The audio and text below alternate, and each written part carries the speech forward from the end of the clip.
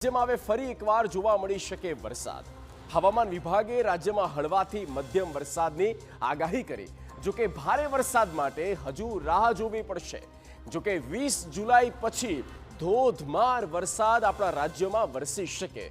જોકે આગામી 7 દિવસ સુધી દક્ષિણ ગુજરાતથી લઈને મધ્ય અને ઉત્તર ગુજરાત સુધી સામાન્ય વરસાદ જોવા મળી શકે છે.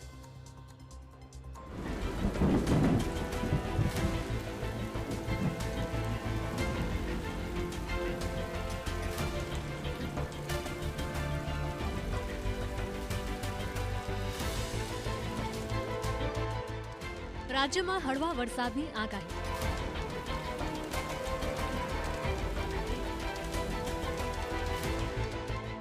દક્ષિણ ગુજરાતમાં થઈ શકે છે વરસાદ.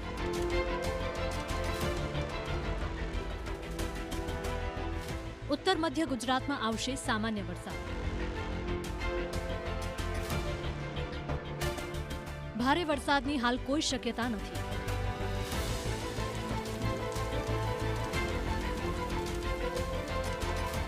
20 જુલાઈ બાદ આવી શકે છે મુશળધાર.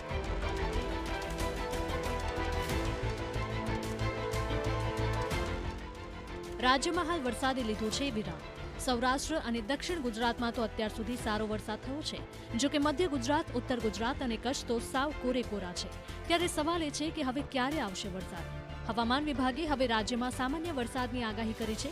દક્ષિણ ગુજરાતથી લઈને મધ્ય ગુજરાત અને ઉત્તર ગુજરાતના જિલ્લાઓમાં હળવો વરસાદ વરસી શકે છે.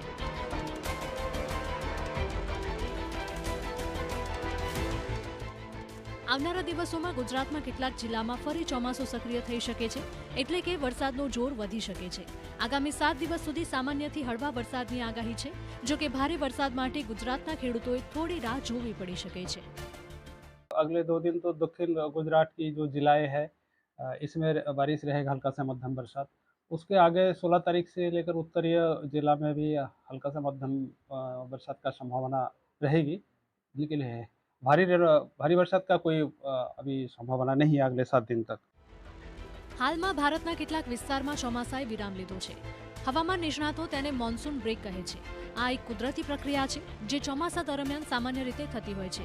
જો કે આ વખતે શરૂઆતમાં બ્રેક આવતા ખેડૂતો ચિંતાતુર બન્યા છે. ગુજરાતમાં આમ પણ આ વર્ષે ચોમાસું મોડું શરૂ થયું છે અને સમગ્ર ગુજરાતમાં વાવણી લાયક વરસાદ પણ પડ્યો નથી.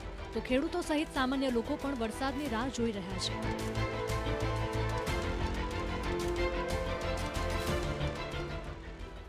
હવામાન નિષ્ણાતો અનુસાર હાલમાં બંગાળની ખાડી અને અરબ સાગરમાં વરસાદી વાદળો ખૂબ ઓછા બની રહ્યા છે.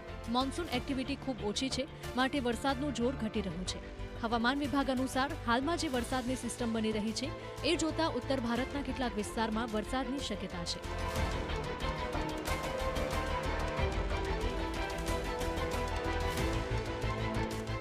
હવામાન વિભાગ અનુસાર આગામી 16 જુલાઈ સુધીમાં કોંકણ અને ગોવામાં, 19 જુલાઈ સુધીમાં ગુજરાત, મધ્ય મહારાષ્ટ્ર અને સૌરાષ્ટ્રમાં વરસાદની શક્યતા છે.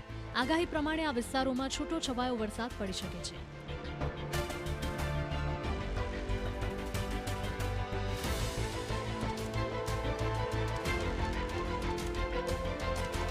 હવામાન વિભાગ અનુસાર મધ્ય ટ્રોપોસ્ફેરિક સ્તરો પર ઉત્તરીય બંગાળની ખાડી અને તેને અડીને આવેલા દક્ષિણ બાંગ્લાદેશ પર હવાનું દબાણ સર્જાયેલું છે.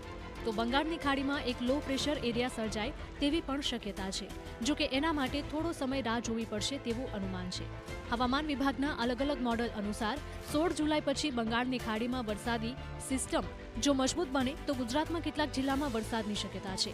હવામાન વિભાગની આગાહી છે કે રથયાત્રાના દિવસે અમદાવાદના કેટલાક વિસ્તારમાં સામાન્ય વરસાદ વરસી શકે છે.